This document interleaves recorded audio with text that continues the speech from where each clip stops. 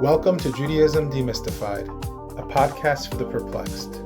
Join us as we explore some of the most fascinating Jewish and Torah-related topics with our esteemed guests. By tackling some of the biggest questions you likely won't find addressed elsewhere, we aim to shed light on important issues and inspire a return to the fundamentals. Enjoy the show.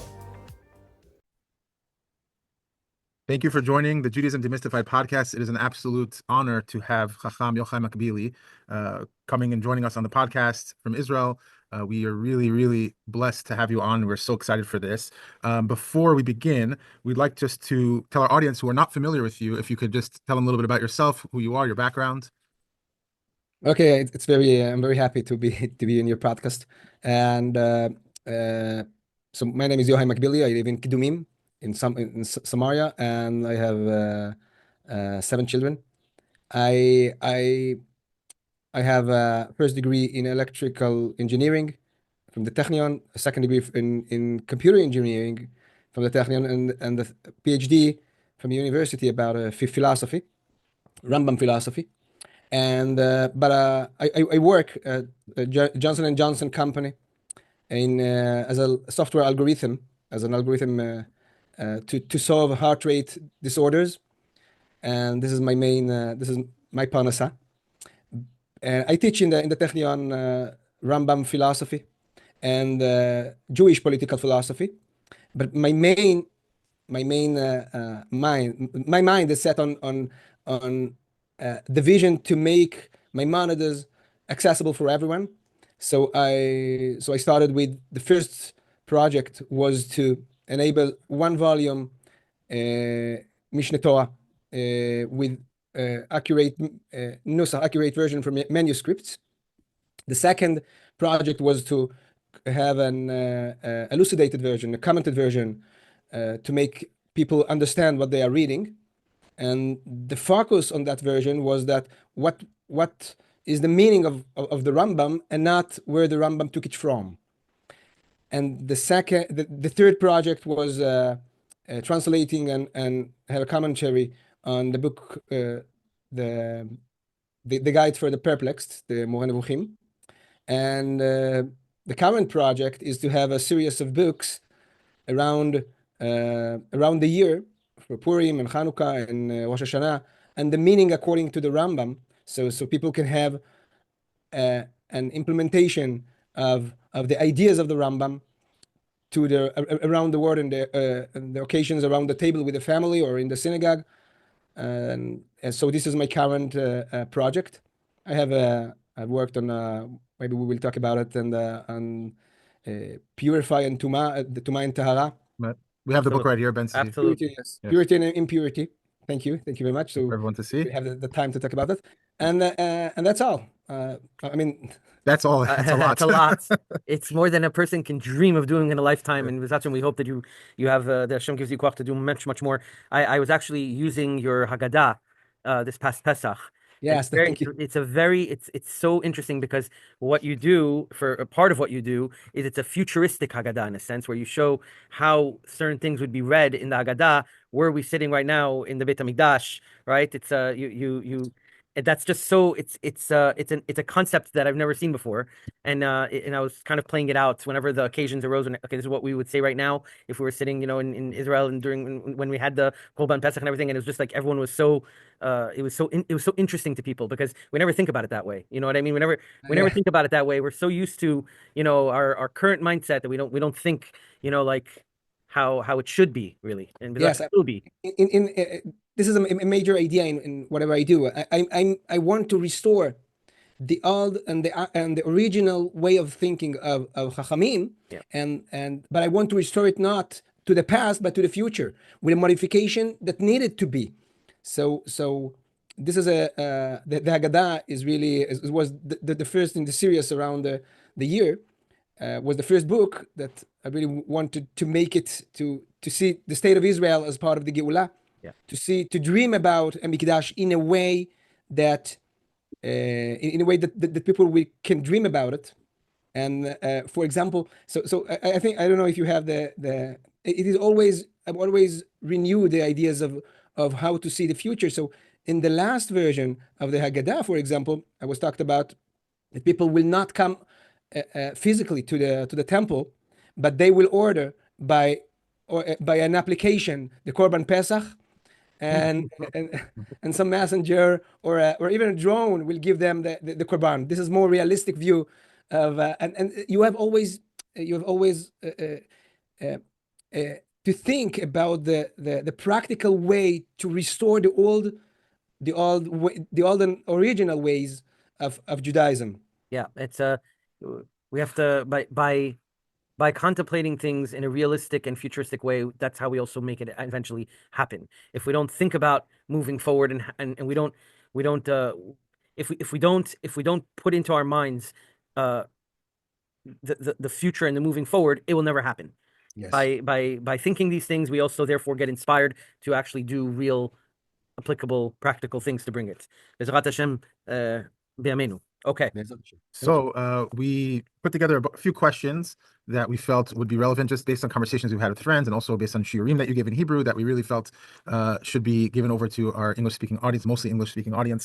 So the first question is, halakha is not monolithic, but consists of many opinions. How should individuals navigate this complexity without feeling overwhelmed? And why is it still relevant to follow Rambam's approach today? Okay, this is a great question to start with.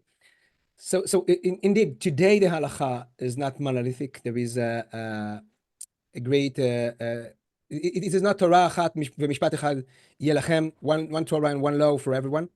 But we have thousands of versions of the Torah. That was not the original situation. It came from many. It came to this order because many factors, and it really. We have to cope with. I mean, everyone have to cope with this situation. I will say the bottom line of that, and then I will elaborate on that. So I think that everyone should find a teacher initially to gain halakhic grounding. This could be Rambam or another authority. Okay, everyone should have a teacher for the beginning of his for the basic. Yeah. Then gradually develop intellectual independence with deep fear of Yirat Hashem and personal responsibility. It not comes at first, but it comes. Someone has to develop it. His personal responsibility, his commitment to find the truth in everything he does, and eventually he will find. I think he will find the way to, and I think that the Rambam makes it happen. So when someone learns the pillars of the authorities of Judaism, he will finally find the way. So we have to understand that there are three centers of halakhic authority. First of all is the Sanhedrin, which no longer functions, and this is a lack we have. So if there were Sanhedrin, there were no disputes or things to bother with. Everyone would follow their ruling, and there is one Torah and one law for everyone. And the second one is what is nationally accepted practices, things that were accepted by all Jewish around the world. Everyone should follow them. Okay, even that they were not set by the Sanhedrin, and this is the second authority. And the third one is the local rabbinic beidin, local rabbinic courts or authority, which is relevant to the public sphere, to the public places. Yeah. So today, I mean, what is related to local rabbinic spaces, what the Mara de Atra, for example, says that this is the custom of the city in a public space should be preserved. People should follow his rulings, but not in the private spaces and not in one's life, but in the having a community together. But we have to understand that there is no absolute authority today.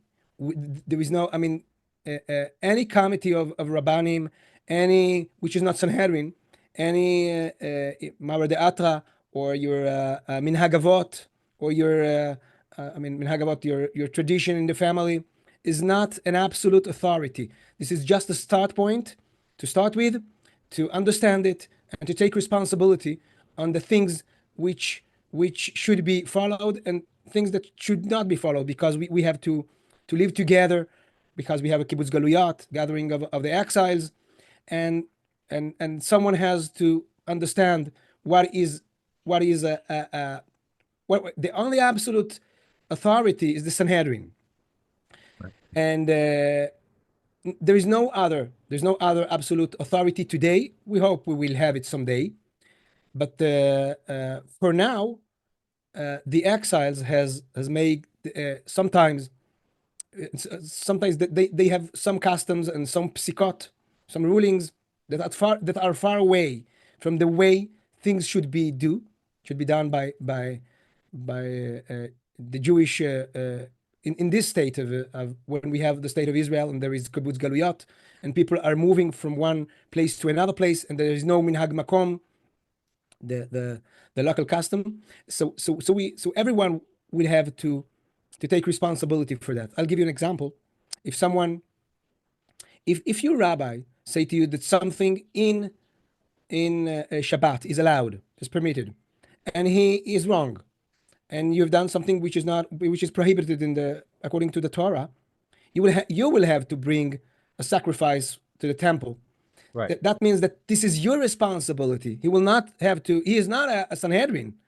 He is not a Sanhedrin that he can take it into his account. So this is your responsibility. This is not his. Even if he is done wrong, he will not have the responsibility to fix that. So, but even the Sanhedrin, for example, the korban if they're wrong, yeah. Yes, even the Sanhedrin, which has an absolute authority, not in every condition, not in every situation. So, for example, suppose the Sanhedrin says to us that Shabbat is not relevant to our modern life anymore, or, for example, homosexuality is not relevant to our life anymore. One should not listen to them, should not follow them, because this is one of the pillars of the Torah, Gufei Torah, and even they cannot, they don't have the power or the authority to abandon these great ideas of the Torah. Shabbat, for example, and there is another situation when when the Sanhedrin tells you, when she rules some issue, when she has a psika for some issue, and they were eventually wrong, because they are humans, and as Maimonides says, every human can wrong, everyone can be wrong, and people follow their rulings. So when they found that they were wrong, they are bringing a sacrifice to the temple. But if you know that they were wrong, and they told you to do something positive, not to neglect something, or not they're not just they had interpreted the Torah, and not just issuing decrees or something like that they have an absolute, a full absolute.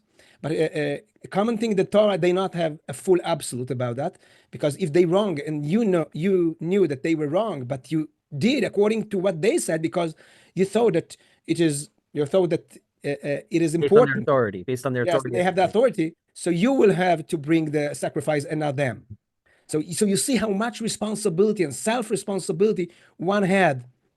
And the reason that people do not understand that, they not learn that issue, because people only learn what is actual today. And the Rambam asks people, he demands that people will, Talmidei Chachamim, for example, will have to learn the whole Torah. I mean, according to the Rambam, you cannot be a rabbi if you don't know the whole Torah. So are you talking about the phenomenon where people start learning, they skip everything and they go to let's say modern day post-scheme, and that's it? Yes, We're referring yes. to. They start learning the Gemara, the Mishnah, the Gemara, the Shoni. It just skips the whole thing and goes straight into We the. skip the whole things, but even if the way they learn, maybe we should have it in another conversation. Maybe, but even if they learn Gemara, they don't they don't uh, uh, uh, they don't open their mind to what is not relevant today. I mean, this it stays only as a pure philosophical issue and not a practical issue. I mean, we have from all over the Torah, even the temple, even Nezirut, even the Sanhedrin halachot, war halachot of war, and halachot of justice, and whatever is related to our Torah. We have to think it as practical. Even though it's not practical, we can extract practical ideas from these issues, and people do not think of that as practical. They don't, when they learn, for example, about justice, about some this machloket between Rabbi Yoshua and Rabbi Tarfon, for example, they don't finalize their limud with psika, with practical psika. There is a practical psika. Yes, yes. Yeah. Yes, Alibad Hilchata. And the Alibad Hilchata is all around the Torah, not just the practical things that we have today. So for example, Lela Seder, for example, let me show you an example in that way. And it can, Lela Seder, for example, you cannot, when there is a sacrifice, the lamb sacrifice for Lela Seder, you cannot have a table for children only. There is a practical reasoning, halakhic practical, but the idea in front of that, and which lead to a situation that children will not have a table of their own, is very important in our life. It means that children should be on the table of the with the parents, with all the family that are part of it, and they cannot have a table of their own. And this is an example to see how Hilchot Korban Pesach, the sacrifice of the Pesach, relates to our daily life. It has an idea we can learn to our life. So I will conclude that learning the Rambam gives you a full view, a full aspect to see the whole Torah, so you can understand. And people cannot give you just a narrow view of the Torah. And people or rabbis cannot tell you you must follow my rulings because you are my student.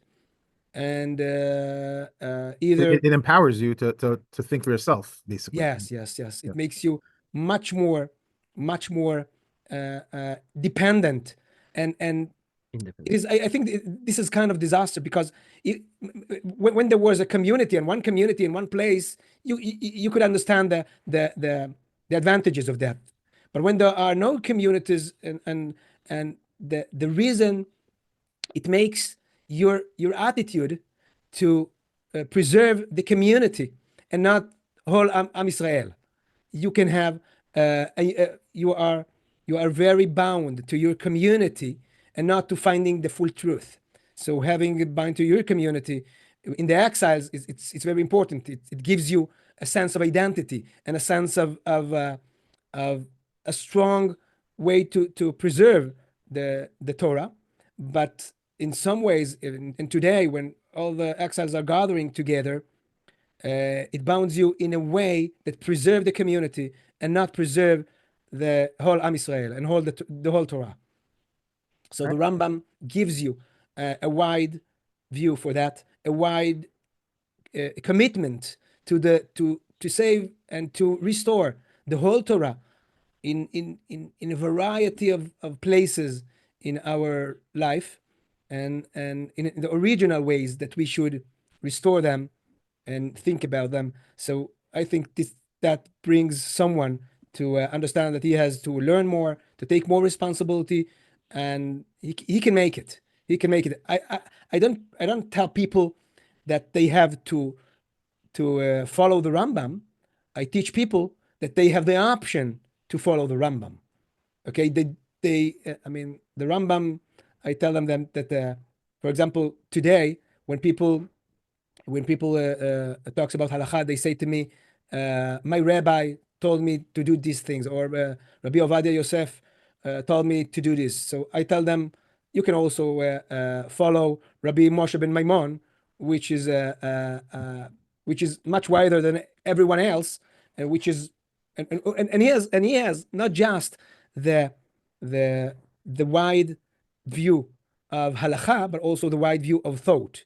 He is not a final point, but he is it is very important to combine both things and to see the way we should follow our future and our vision, because Rambam has a full vision, even though someone can argue with, he has a full vision and not just a part of vision like Shulchan Aruch or something like that. So I just wanted to ask you, in the very beginning when you started, you said there was three levels of authority. You said Sanhedrin, something that's not from the Sanhedrin but accepted by all of Klal Israel, and then you said local Beit Din, right? Yes. When you say accepted by all Israel, what did you mean specifically? Minagim? No, let me understand it. Rambam said, Maimonides said, that the power of the Talmud, the authority of the Talmud, emerged from the fact that all of Israel accepted it. Right. There was no Sanhedrin. Oh, Talmud. so the Talmud takes place for the Sanhedrin as the final authority. Yes. That's the Talmud takes the place of the Sanhedrin because all Israel accepted it as an authority. Okay, so there is, for example, community rabbis have the power to establish customary practices, such as, for example, the prohibition against eating chicken with dairy. So Rabbi Yossi Aglili community permitted it, while other communities forbade it. So each community can have the followed by its rabbinic leadership, but it relates only to spaces, to the locals, to the public spaces. But if there is something which is accepted by all of Israel, for example, I'm give you a modern example of having a kippah, for example. I think that the fact that all of Israel accepted it as a way to be Yirat Hashem, as to be part of the Shomrei Torah, it is a valid authority that you have to follow. Okay, and this is for example. But if there is, and maybe we can go back for example for issues, for example, soft matzot or eating locusts, which is, for example, having that in the earlier days of at the Talmud and even afterwards, people were eating. It is clear that people were eating, all Israel were eating soft matzot, and or eating, having the tradition of eating locusts. So when there is, so it is permitted for everybody. And if some community does not have that tradition, and that was the reason why in European communities, Ashkenazi communities, they lost the tradition of identifying the locust, we can restore it while having the Sephardic communities which can identify that, and because it was accepted by all of Israel, and also about soft matzot, for example, since it was accepted earlier by all of Israel, we can restore it, and that has much more power in your private spaces. So I think does it answer your question? Yes, I do have a question on what you said though. So I believe, if I'm not mistaken, the concept that Talmud is binding because all of Klal Israel accepted it, I believe that's in the Hakdama to the Mishnah Torah, right? Yes, of course, yes. Okay. If I'm not mistaken, I don't have it in front of me. Doesn't he give two conditions? There has to be an active Sanhedrin plus the acceptance of the people, or is just acceptance of the people enough?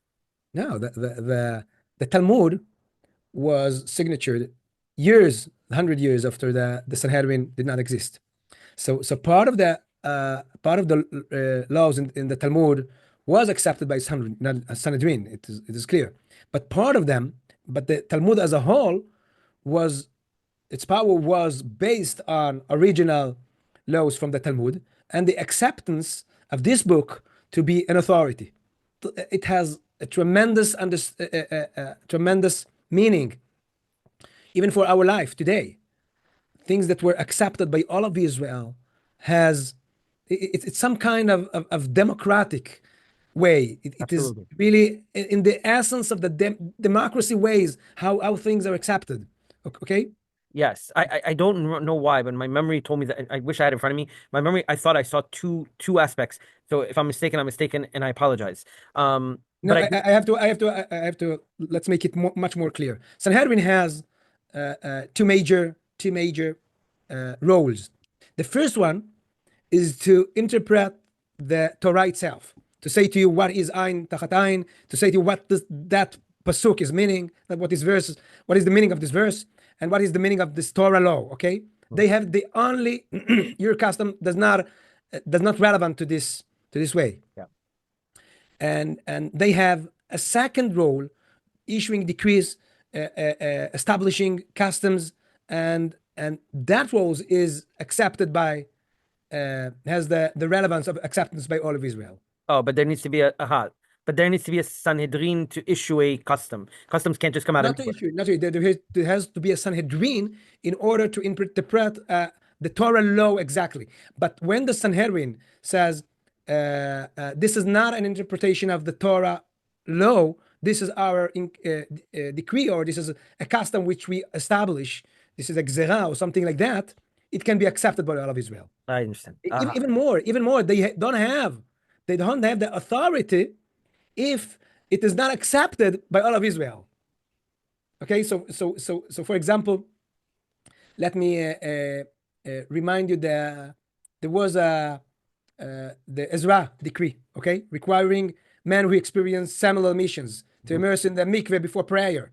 But since the majority of Jewish people do not accept that decree, it becomes invalid. It becomes nullified. So this, you see the power of the people of Israel. Wow. It's amazing. And even let me show you even the Torah itself. Okay, that's the reason why I say to people that the laws itself will never change, but punishing or about the law is relevant to the state of Israel today. So for example, Misherabu Meratzchim Batla Egla Arufa. Egla Arufa becomes invalid when there are, which is Egla Arufa is a law of the Torah, to make a ceremony when someone is found dead, and it became invalid when the people of Israel, when murder was not rare enough, and when the situation of the people of Israel was not it was not relevant to punish on that anymore, or to make a ceremony. You have to punish that, but to make a ceremony according to the Torah, because the situation was that there was people were murdering was not rare, and it did not have the effect of people to notice that it is something which is extraordinary things. So they abolished that law of the Torah. And would you consider the acceptance of Shulchan Aruch as all of Am Yisrael, or no? No, you cannot, because first of all, most of Shulchan Aruch, even 90% of, or even more than that, Rambam is based on Rambam. Okay. Right. Okay. And okay, but Shulchan Aruch was not accepted as Ramah Agahot Harama was another version of Shulchan Aruch, and people are not. Mishnah Berurah was another version of level, and Rabbi Ovadia Yosef was not accepting Shulchan Aruch as a codex to exactly to follow. So most of the things of Shulchan Aruch was not something that people follow exactly. They said it as I think it's fair to say that Maran wanted it to be accepted by all of Israel, but maybe it didn't get to exactly where he wanted, and his vision was, but it didn't materialize the way he wanted. Yes, of course. So it gives us since there is no Sanhedrin, even the Rambam, let me make clear that the Rambam says that he concluded in his book the Talmud, the Old Talmud, and he was accurate in that. But his conclusion of the Talmud was not accepted, for example, in some issues by the Shulchan Aruch. So even the Rambam itself, since he's not a Sanhedrin, is not an absolute power. So this is a paradoxical point of view. The Rambam gives you the understanding that you cannot follow every other rabbis because they're not like the Sanhedrin. But that part gives you the understanding that you cannot, you're not must, you do not have to follow his rulings. Okay? So I'm always saying to people when they ask me if I'm a Rambamist, I always tell them that a Rambamist cannot be a Rambamist. Okay? You have to think. This is a very important thing that people should have as personal responsibility. Beautiful. Amazing, amazing. So you want to take? I think we can go to the third. Yeah, sure. So communal acceptance plays a major role in shaping halakha. When should personal or local customs take precedence over broader halakhic rulings, and how should one approach such situations? So as I said before, one have to make a careful distinction between minhag makom, which is local custom, and minhag avot. That was this question? Yes. Mm-hmm. Yes. So as I said before, in public domains, one should follow the local community practice for the sake of the unity of the. For example, suppose someone asks me if he should wear tzitzit out in Ashkenazi yeshiva, for example, while his family tradition is not. So if this is a public, if he is in a public where public custom should be preserved, he should do it. But in private or personal worship, Avodat Hashem, the minhag makom is not relevant. It's not relevant to his personal space. Mm-hmm. As I said, minhag avot. Actually, people say that al titosh torat imecha, but it means actually the original meaning of that al titosh torat. What does it mean? Torat your mother. So in Midrashim, Torat your mother means Torat ha'umah shelcha, your nation. Al titosh Torat umatcha. Okay, and that means that a custom that were accepted, but your amatcha al titosh, even though it is not written. So as I said before, minhag avot is a good starting point. But minhag avot, for example, in a places when there is no public, there is no meaning to this public. So, for example, Taharat HaMishpacha, what is called Taharat HaMishpacha, or Dinei Nida, for example, it does not relate to Minhag Avot. I mean, there is no, this is a private and intimate space, which when you understand that there is, I think that from the Talmud laws to our days, people added more and more restrictions. And these restrictions really they avoid a proper intimacy, which is much more than the Talmud says, and much more than the basic psika says.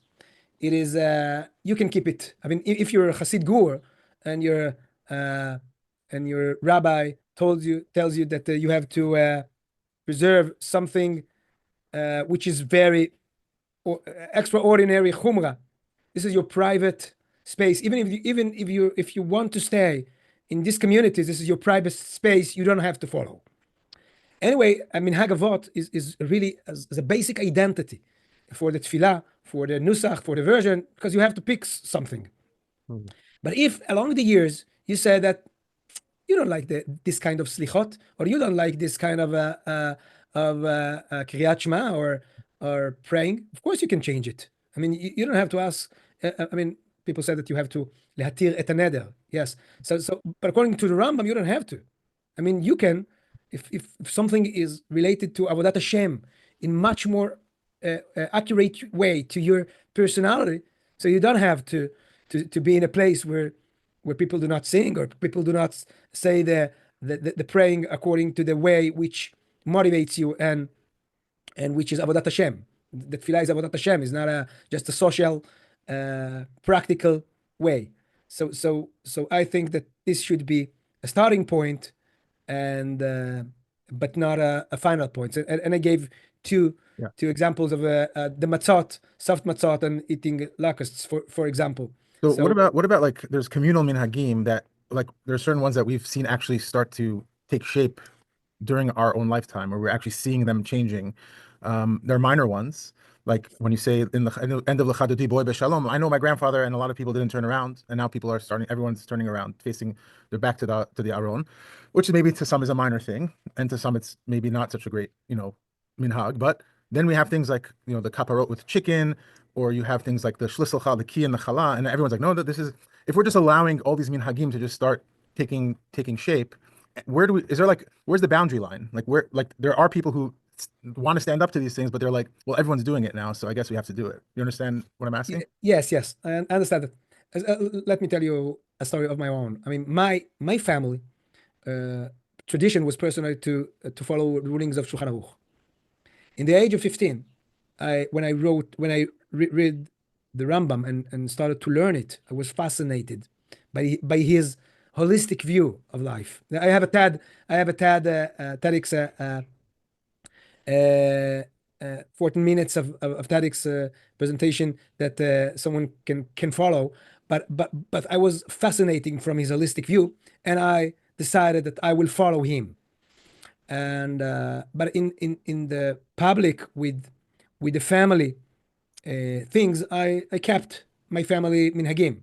So, for example, when my father died and the people and my family wanted to go after a month to the grave and to make azkara, I follow them.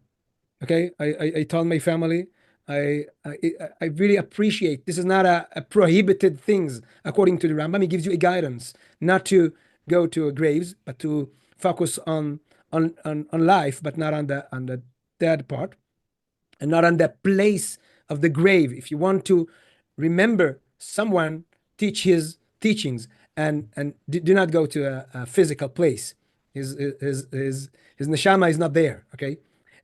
But I understood that people are really I really wanted to appreciate their honor to my father in that way. So I went with them, and it was okay. Okay, so I don't go. Okay, I'm following Rambam, and I don't accept anything else. I would like people to understand the sensitivities of the relations between people, because it is very important. But in my place, and for example, I for example make chalita to a meat. So we only boil the meat after the water are boiling, and after that we put the meat into the pot. So but I keep that on my place, and when I go to others people homes, I understand that they follow another rulings, so I accept that. And I think this is the good way to have relations together, but still preserve your own understanding. So when there is a personal space, I think that someone should really follow his understanding and his avodat Hashem, and you have to be fully committed to avodat Hashem, and not just to your community. To preserve the community, it is very important, because today it becomes a really disaster. People are obligated to shayachut, to belong to a community where. So I'll give you an example. All Kabbalat Shabbat, for example, all Kabbalat Shabbat is just renewed 500 years ago. Okay, people do not, and it is it's very important that people will understand the difference in the authority of Kabbalat Shabbat and Tfilat Arvit. So when they have to give help in the house, for example, and there is something dochak or something which is in stress in the house, it is better. I teach people that it is better to pass Kabbalat Shabbat and not pass Tfilat Arvit, because people feel very, very bad. Okay, how can I go to a Tfilat Arvit? I missed the Kabbalat Shabbat. So people have to understand what is a custom, what is from Rabbanan, from the sages, and what is from the Torah. Okay, and each one has a different power in your life. So Ben Hashmashot, for example, suppose that there was sunset and you forgot to do something which is forbidden by the sages, but not according to the Torah. in a stress situation, b'matzav dechak, or for mitzvah or something like that, you can do something, even if it was sunset, but not if for Torah laws or melacha deoraita. Okay, so people have to understand that. So for example, when I was praying in a Sephardic or in Ashkenazic prayers, and people were turning around, if it doesn't really matter to people, I would stand maybe at the side of the thing. I didn't want people to recognize that I'm not doing exactly what they are doing. Okay, so let me give you another example in Tfilat Musaf of Rosh Chodesh. Okay, Tfilat Musaf of Rosh Chodesh, according to the Rambam, you do not move your you do not get down your tefillin. Okay, I have to still pray with. So if I can cover myself with talit and something like that, I still have. I do not bother anyone else. Okay, I do not make it on purpose. I do not make them look at me or something like that. So it is, but when it is really clear that when it is make something which damage the unity of the community, I do it with them. I do not poresh min hatzibur. Okay, and I tell them when everybody told me, I tell them that this is the public space, and in public space I have to unless this is a isur. In public space, I keep the public customs. Yes, it's very important to understand. I like that you made a distinction, and you said even in a public place you can go off to the side. Like I noticed the people who still don't turn around, like myself. I'm not sitting in the middle of the room. I go to the side, and you don't want to upset anyone. You don't want questions after why are you doing this and all that. That's not something that we want. But machloket is never good. Machloket is not good, exactly. But my real question is if we see a minhag, and I mentioned that earlier as like something minor, but there are minhagim that come in that like some people feel like this is really like gray area, potentially very bad. What do we do when that becomes popularized? How do we, do you have an example? I'm saying like I can't think of something off the top of my head. I'm talking about even like a kaparot with chicken that they bring it to the Beit Knesset in the backyard, and they do this whole thing, and a lot of people are involved in it. But you're reading it in the Shulchan Aruch, he considers it the darchei mori or something like that, right? So okay.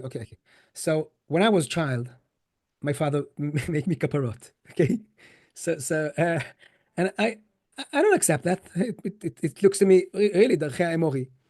It looks to me very wrong. I cannot accept that. So I don't have to accept that. But I'm not arguing with my father. Okay, I'm not arguing with my father. There is some relations with fathers that must be kept. Okay, at some point he didn't do it anymore. But we have to understand the relation, the obedience, and the distinction between honoring someone. Okay, so let me start with honoring Talmidei Chachamim, or honoring people, and the obedience. I must honor Talmidei Chachamim, even I don't accept them, even I don't accept the ruling, even I really honor them. Okay, and I must honor my father, and honoring means in front of him. I cannot say something which is opposite to his mind in front of him. But even the Rambam says at some point of Shchita, well, my father says that, but I'm saying different things. But he said that in a very, very accurate way. He said, my father is from Ha'osrim, is part of the group that prohibits that, and I'm part of the group that permits that. Right. So he didn't say it's wrong. So I'm not against you. There is an original dispute about these things, and I follow the people that thinks that this is domeh le'maaseh emori. This is emunat tefillah. This is part of things that I don't have to do that. Okay, and I can lean on Rambam or something like that, and that way what I'm doing. Okay, when everybody was doing that after the tefillah, I was saying to they show me that I'm not part of it. And I said them that, okay, I'm not part of it, but do whatever you think is good for Avodat Hashem. I think this is not Avodat Hashem, but okay, this is my mind. This is my truth. This is my opinion. Okay, this is I can defend it. And this is my opinion. This is a bad things for me. I think this is bad things for you. But if you think this is a bad good things, and you have and you're unconscious to what dangers it may consist, and you understand that, and you are cautious from that, okay, just be cautious and understand that in the very good way that it should be understood. Okay, and that's all. I'm not arguing with you. Understand it in the most positive possible sense. Yes, the most charitable way. Yes, but do not get into emotional. Yeah. I mean, I'm telling them I'm not emotional. Okay, do whatever. If this is your tradition, I think it's wrong. I think it's but okay, this is my point. You have another point. It's okay. We have to. This is not. I'm not fighting my own things, and I'm not fighting you in a way that will damage our relations. Yeah. Okay. This is not emotional. I love you, and I keep loving him. Personal. I think that's the word you want to use. It's not personal. Yes. You have to make it, but you have to make it clear, because I really do not want that. I do not want, and if I can, even if I can convince you in a way which not. It is very hard to convince, because most people are insulting other people's, but this is not the way. I mean, you cannot, even though the Rambam wrote, okay, maybe the Rambam wrote in a way that he can make it, okay, but I'm not in this situation, and I'm not posek Rabim, okay, I'm telling people what I'm posek for myself, and this is my truth. It is my deepest truth that I'm committed to. And when they understand that, they do not. I think that's something. They respect it. They respect it. Yeah, they respect it, and they and sometimes people say to me that, okay, they keep that because of their fathers or something like that, but they will not keep it there, for themselves. Okay, so it is very important. Thank you. To distinguish very important. It is very yes. And we wanted the Rav to speak also about his new book that came out. Everyone look at it again. Okay, this is a very based on a research I made for several years. When I learned, when I wrote even Sefer Tahara commentary, that is the biggest book and the longest books in Mishnah Torah, almost twice long as the average book. It is complicated. It is mystified. It is enigmatic. It is. People do not understand what tumah is and tahara is, and it was fascinating me because of the complexity, because of the huge range of halachot and the enigmatic. So I started to understand that, and Rambam says that purity is not a term that describes the object itself, but describes the attitude of ourselves to this object. So, for example, a corpse when we said that corpse is tameh, is impurified, we do not say anything about the corpse, but we say about the attitude to death. So is the relationship that we are obligated to have towards the corpse, and not a description of the corpse itself. Yes, this is not a feature of the corpse itself, but a feature of our mind on this situation. Mm-hmm. This is the center of the core essence of tumah, according to the Rambam. And people are not acknowledged with that. People said that even blood menstruation, nida, is something ugly or something like that, because this is tameh. And Rambam says that all these terms are related only to the mikdash. We are all tmeim today, but this is an entrance card to the mikdash, the purity. And I had to understand why this is entrance. It is not related to our life, and people are and that was the first thing, the first understanding relating impurity, that people relate to the feature of the object itself. And the second one was that if it is related to the object itself, it has relevance to our life. But actually, it has no relevance to our life, just to entrance to the Mikdash and some other aspect of spaces, and it was really an effort to understand why does it relate to the Mikdash itself.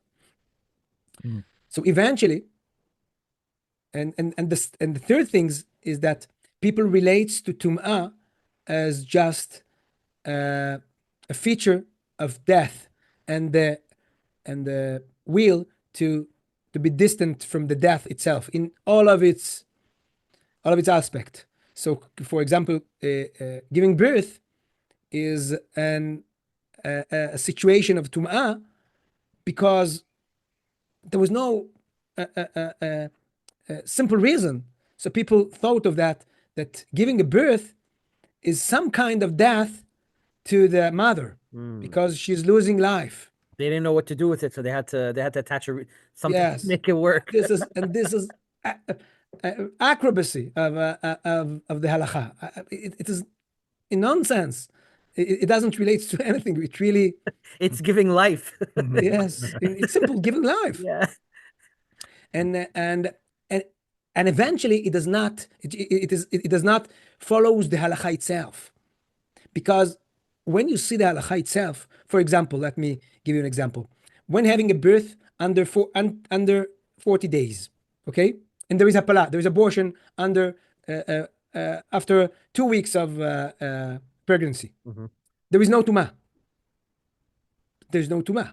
And for a salmon, so people said that salmon is tumah because it has a potential of life, but when it does not have a potential of life, it has a tumah.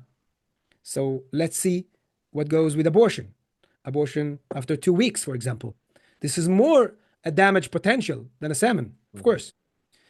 Salmon. So it does not. This reason does not follow the halakha, and there are many other issues. I'm a halakhic person, so I can give several examples, but this is not a case. So I would like to understand that it is not the corpse, that it is the tum'ah, but Rambam says that it is the attitude to the corpse. Yeah. But what was this attitude? So now I made a lip, which Rambam did not point, but he gave me a direction to. A corpse or a dead person is not a source of tum'ah. What makes he is a source of tum'ah, but he's the feature of the tum'ah is not lies in the corpse itself, but in our attitude, and actually in our attitude to go to the mikdash, in our attitude to search for kirvat Hashem, closeness to God, and in that way, God tells us that getting through the death, the worship of death, is not a good way to get close to God. Beautiful. And getting through sexual relations or sexual intercourse or something like that is not the way to come to the mikdash. So even though you made a mitzvah, you buried a person, or you made an intercourse or yachasei yishut with your wife, which is a mitzvah, you're not allowed to come to this place, because this is very fascinating and can be prone to errors, where avodah zarah, where idolatry made that a big mistake. So I would like you to come to the mikdash pure from that issues. I don't want you to come to the mikdash and make seances and look for the death, or look for pulchan avot, your ancestors worship. Pulchan, which means avot, pulchan avot, ba'alat ha'ov, for example, is just you wanted to be connected to your avot. Yeah. And in this way, it is you have to be far away from this. Yes. And this is also related to our life, because people really, I think they make mistakes, because they only when their fathers, their ancestors are dying, they give them honor in Kaddish, in donation, and in some things. While they were alive, they do not pay them attention as they should. And this is really something that's incredible, actually. Yeah. Yes. I've once heard the line, we shouldn't focus so much on visiting the dead, we should be focusing on visiting the sick, Yes, that yes, I it's think really important, and people do not understand that, and right. and people want to make. So, for example, I give you an example. Someone who understand that, he said to me one day, "I would like to donate for the sake of myself. I would like to donate to Elui Nishmati." Okay, and I was at first I was astonished. What do you mean?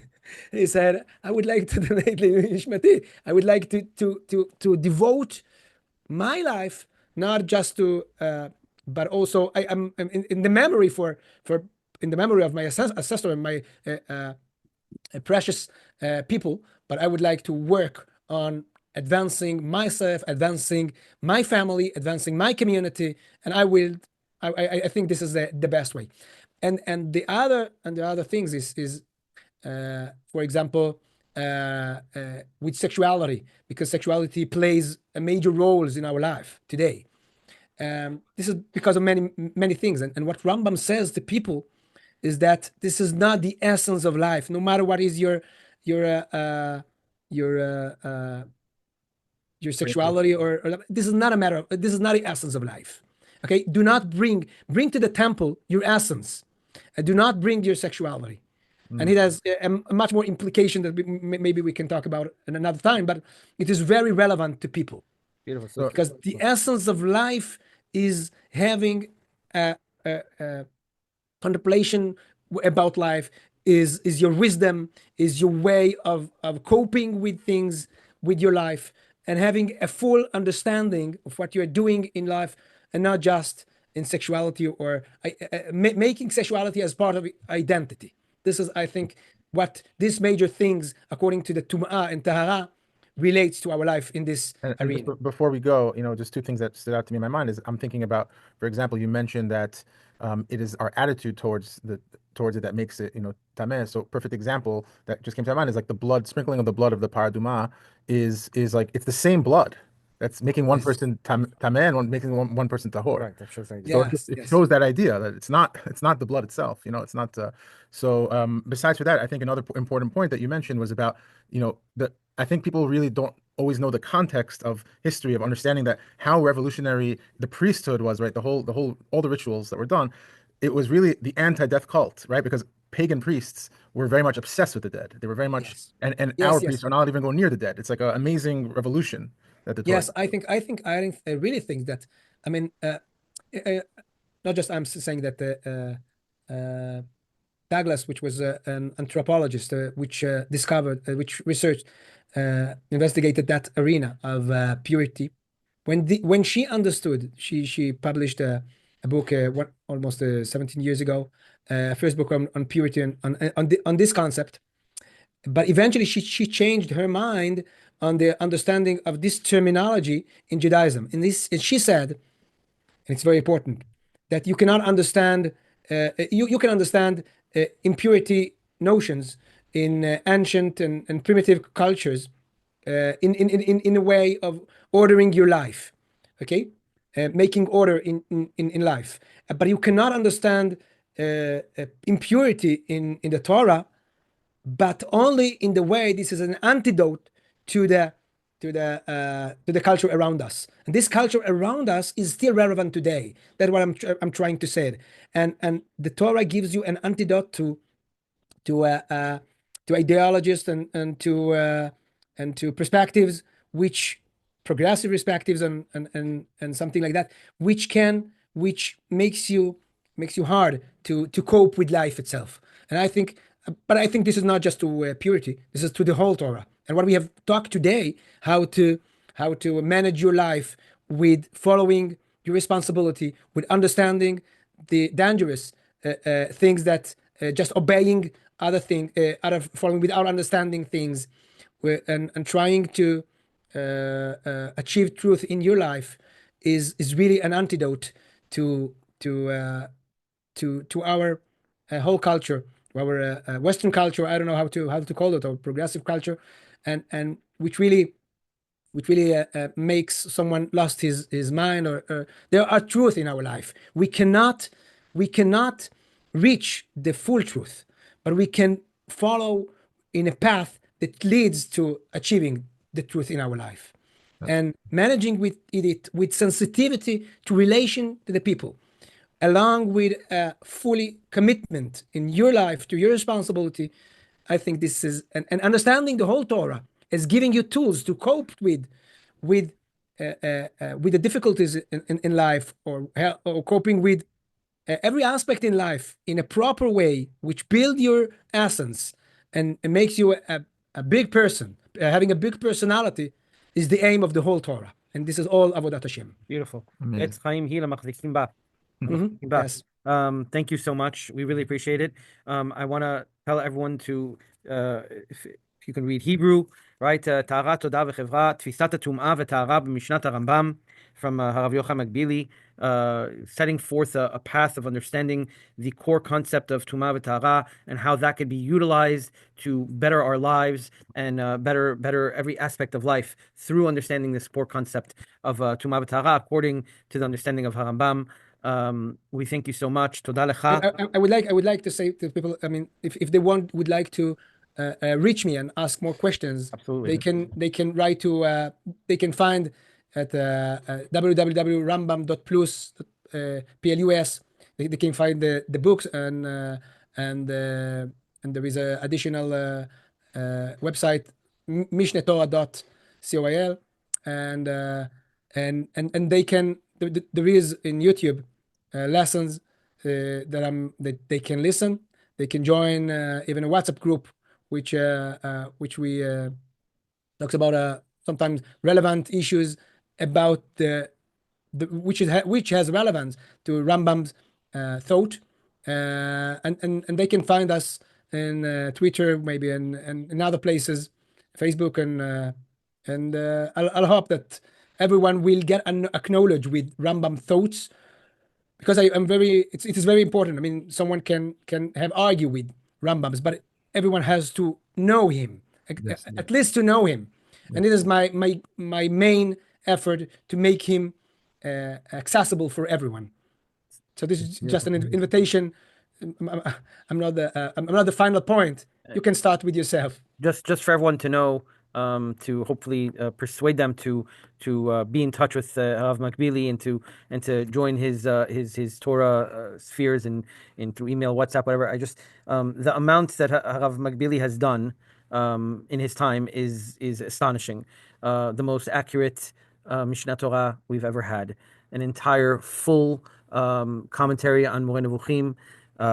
Then not enough to go to have the most accurate Mishnah Torah, not enough to bring out an explanation from Moreh Nevuchim, but now also taking concepts of Rambam and breaking them down and into incredible into an incredible, what's the word I'm looking for giving you a whole scope of a central idea through the eyes of a Rambam. Also writing Haggadot, and for the holidays, everything that you've written, it's like we could spend 10 years just going through what you have brought out. So we're sitting in front of a massive Talmid Chacham. We appreciate your time, and we know that you're going to do more and more and more and more. And we look forward to having you on again. We're looking forward to having you again, and we're looking forward to seeing more and more of your works come out. We appreciate everything. Thank you. Thank you. Thank you very much, Ben and Benson. Thank you very much. All right. We appreciate that. It was my honor. Thank you very much. Our honors. Thank you. Thank you. Thank you.